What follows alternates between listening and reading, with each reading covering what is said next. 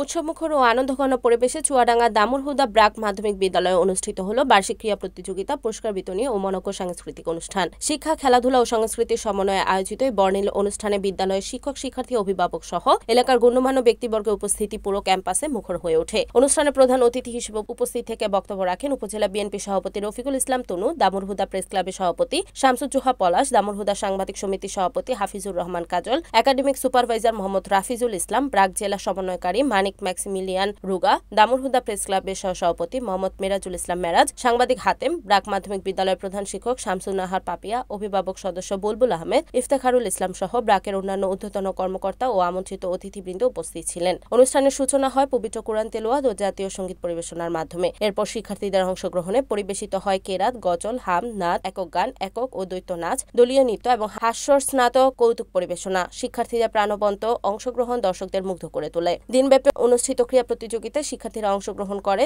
Long jump সহ বিভিন্ন মজাদার ও ঐতিহ্যবাহী খেলায়। প্রতিযোগিতার প্রতিটি ইভেন্টে ছিল শিক্ষার্থীদের উৎসাহ, উচ্ছ্বাস ও প্রতিযোগিতা মুখর মনোভাব। দিন শেষে বিজয়ী শিক্ষার্থীদের হাতে পুরস্কার তুলে দেন অতিথিবৃন্দ। অতিথিরা তাদের বক্তব্যে শিক্ষার্থীদের পাঠ্য জীবনের পাশাপাশি খেলাধুলা ও সাংস্কৃতিক চর্চায় এগিয়ে যাওয়ার আহ্বান জানান। ব্রাক মাধ্যমিক বিদ্যালয় যখন প্রতিষ্ঠা হয়, প্রতিষ্ঠাকালীন সময় থেকে আমি এই বিদ্যালয়টির সাথে ওতপ্রোতভাবে জড়িত ছিলাম এবং এই বিদ্যালয়টি যাতে করে এখানে হয় সেই ব্যাপারে আমরা অত্যন্ত সেই সময় প্রচেষ্টা নিয়েছিলাম।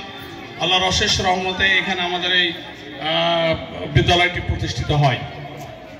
আমাদের কারপাডাঙ্গার একজন ব্যক্তি ছিলেন, আমি বলবো অত্যন্ত গুরুত্বপূর্ণ একজন মানুষ ছিলেন উনি, ডক্টর মাহবুব সাহেব, ব্রাকের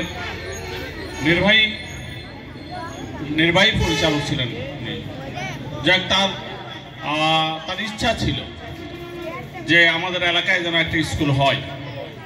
তার অনেক অবদান আছে, আমাদের পরিচিত মানুষ ছিলেন। যাই হোক, আমি এই স্কুলের সার্বিক মঙ্গল এবং সফলতা কামনা করি।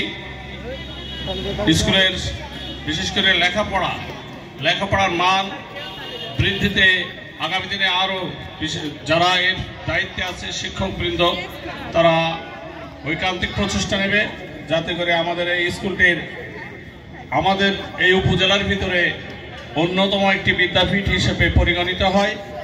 সকলের চোখে সেই কামনা আমি করি এবং সেভাবেই হাঁটি হাঁটি পা করে এগিয়ে যাচ্ছে। আমার দোয়া, আমার সহযোগিতা, আমাদের সহযোগিতা সবসময় আপনারা পাবেন, আপনাদের সাথে আছে। রিপোর্ট হাফিজুর রহমান কাজল, NEN টিভি, চুয়াডাঙ্গা।